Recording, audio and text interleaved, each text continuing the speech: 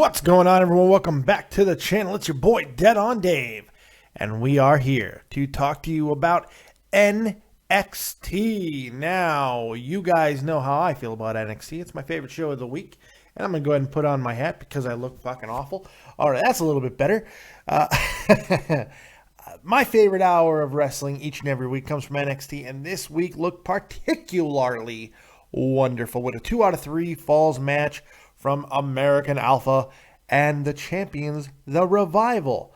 Was it a good match? Well, I don't know, because if you're a fan of this show, and you know sometimes what I like to do with NXT is take it old school, Dead on Dave old school that is, and go match by match, segment by segment, and watch the review right now and react to each and everything that happens. So that's what we're going to do. And we're going to start it right now. So thank you for joining me, and buckle in, buckle up, and you can follow along at home because I'll give you exactly where I am in the show. So you can follow along and go like, oh, Dave's right on the money, or God, Dave is stupid. Either one is an acceptable answer. Ask my wife. She'll tell you. She goes through those range of emotions each and every single day. All right, so there you have it. Let's get into it. NXT time, bitches. 2 out of 3 falls and more. So let's see how NXT was last night. Boom. All right, 2 minutes and 15 seconds in. Already have something that I want to say. The evolution of Bayley's wrestling attire is becoming something to marvel. Yeah, it's fashion time here on Dead on Dave Productions. We're going to talk about fashion for a moment. Oh my God. Yeah. Look, she looks great, man. I mean, she looks fantastic. I love what she's doing, the mixing and matching of the outfit. It's wonderful. You got one half of her booby holder is Dusty Rhodes inspired. The other half has a heart on it. I don't know, an exclamation point. And then her pants are the same way. But my favorite thing, and I love how she accessorizes her regular shirt. It's just really, really pretty. What she does is she just cuts it right down the middle and opens it like a jacket. And that's how she's wearing it. It looks like a really badass vest. I'm going to do that to all my shirts. I don't know if it's going to have the same effect, but I'm pretty sexy, so maybe. I don't know. We'll see. It's pretty cool, man. Something that I noticed and I had to talk about because I am just flamboyantly fabulous. Anyway, let's get back to the NXT and see what Bayley does in the ring. All right, 4 minutes and 33 seconds in, and I think it's time to go back to the old ways of Alexa Bliss being so sexy and so devilish woman, baby, that she would make me go on a multi-state crime spree. It's been a while since I have professed my allegiance, my submission, my unwittingly admiration to Alexa Bliss. But this woman could get me to kill a family of 7. I'm just saying. She is so sexy. It's ridiculous how devilishly sexy she is. She really is, man. She's just gorgeous. And the way she moves in the ring is amazing. She's, for her size and what she's able to do, she's probably WWE ready.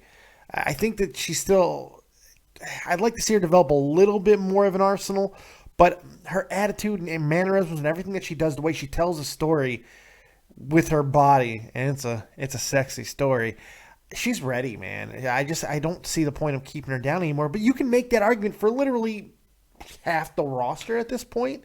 So what are we talking about? I don't know. I just needed a wink moment for Miss Alexa Bliss. Let's get back to this match.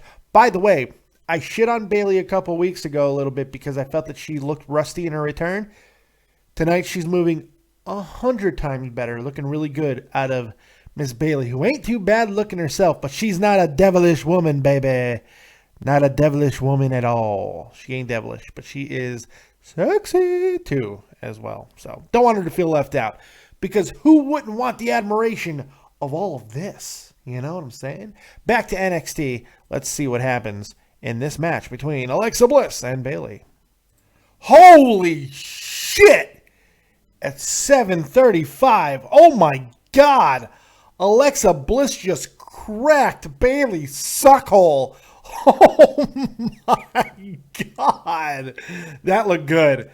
That was a great punch. Bayley getting uber aggressive, and Alexa cracked her right in the mush. as Bobby Heenan would say. Oh my God. And then screaming at her afterwards, "That's what you get, Bayley." I love Alexa Bliss. Oh my God. Let's get back. Let's see how this match concludes. Holy shit. Jesus Christ. The sequence at about 9.5 minutes in. Unbelievable. The stunner on the, or stunner or cutter, whatever you want to call it, on the ropes from Bayley, and then the choke slam spot by Alexa Bliss, who's now incorporating a trip into the choke slam, which is really cool. And then the flips sequence that she does, incredible. Just a really, really awesome sequence. God damn. It looks like the finish is coming right here. This is amazing. God, great match. Fuck me in the beard. All right, 15:34, end of the match and more. Let's start with the ending of this match. Fantastic sequence to end. Alexa Bliss messes up by going for a Vader bomb. What are you going to do? Or a Thwagger bomb. And she gets caught by the Bayley to belly. Fantastic match. Bayley wrestled her best match since she got injured. And Alexa Bliss, that was her best match, period. By far the best version of Alexa Bliss we've seen so far. Fantastic showing. They may have created a superstar out of Alexa Bliss with this match.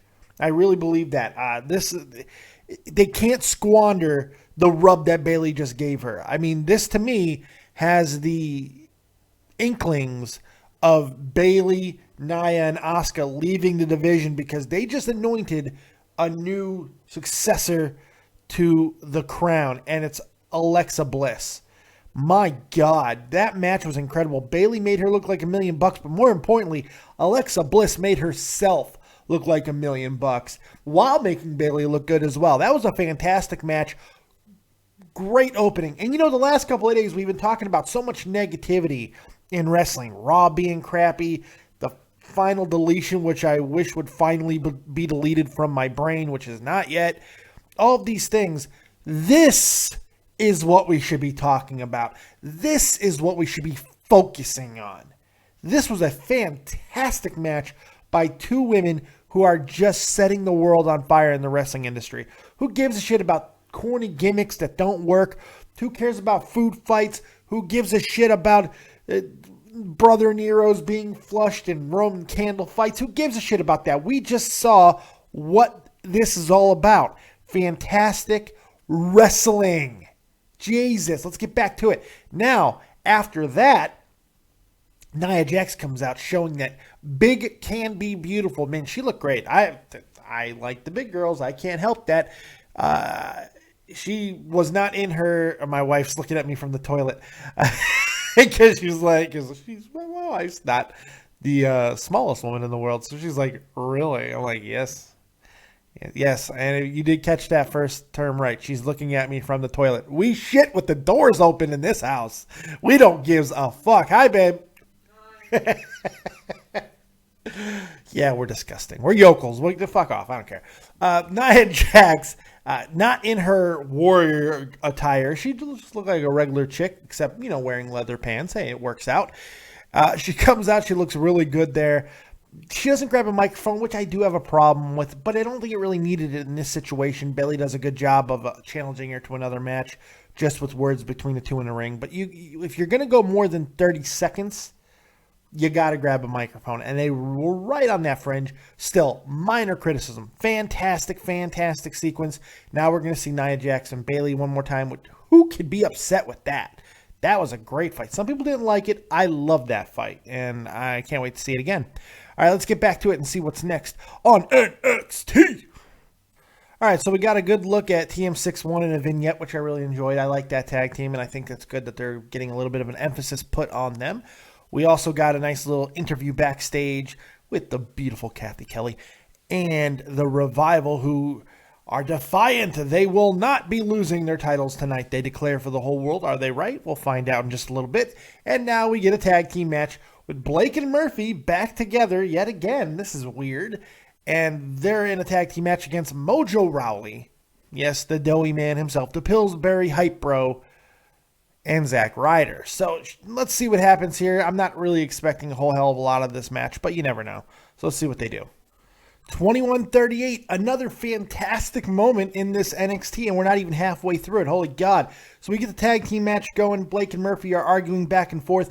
There's no question in my mind that they are breaking these guys up to elevate Buddy Murphy. I mean, well, Blake is probably going to be Marty Jannetty more than likely, but they see something real special in Buddy Murphy, and probably a big reason because of his physique. He's got a great body, and he's got the right look. So more than likely, he's going to be the guy coming out of this tag team. And that's even more on them. By the way, how could you not love those two arguing, and then Mojo Rawley trying to tell them to come on, and they just scream at him, shut up. That was fantastic.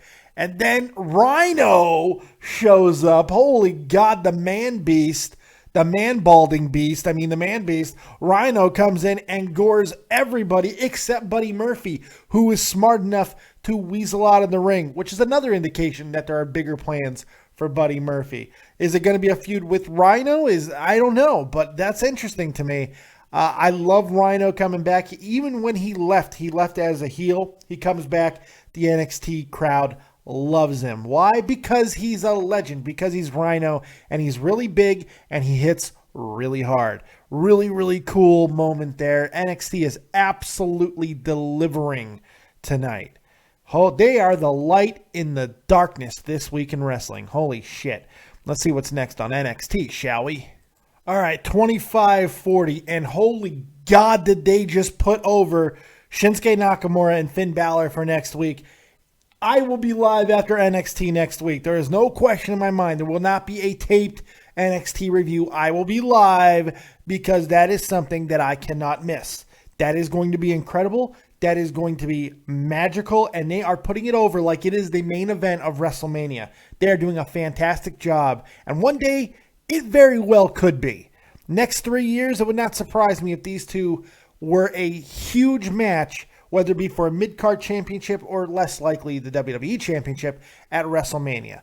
I mean, this is, if they don't, they're doing something wrong. Let me tell you that.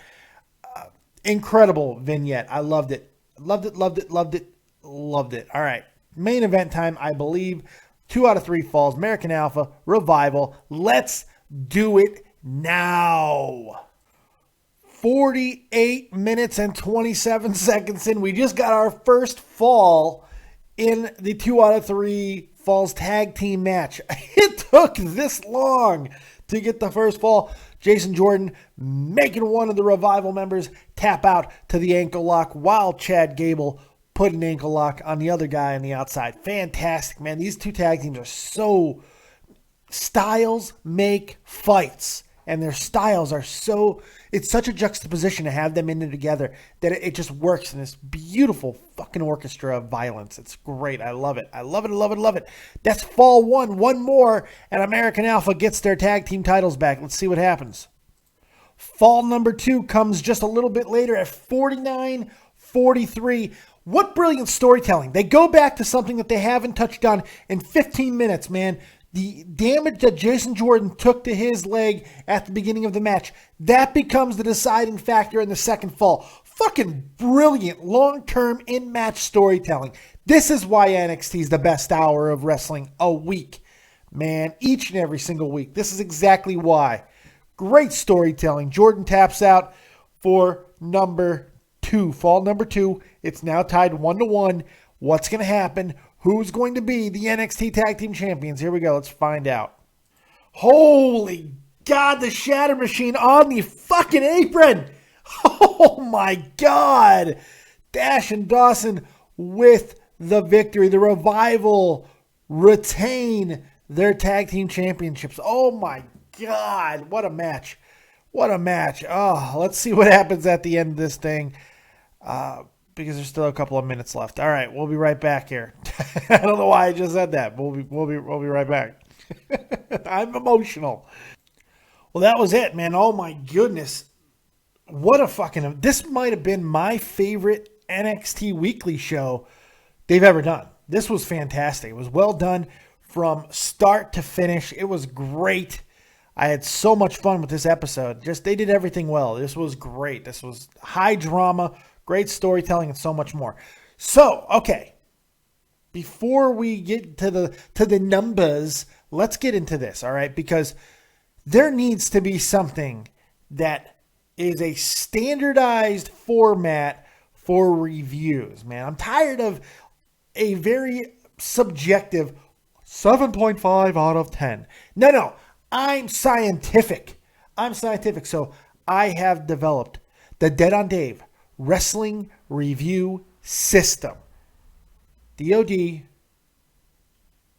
WRS. That's right. The DOD WRS. The Dead on Dave Wrestling Review System. And we have a standards and guidelines of how we review every event from here on out. And here it is. As such.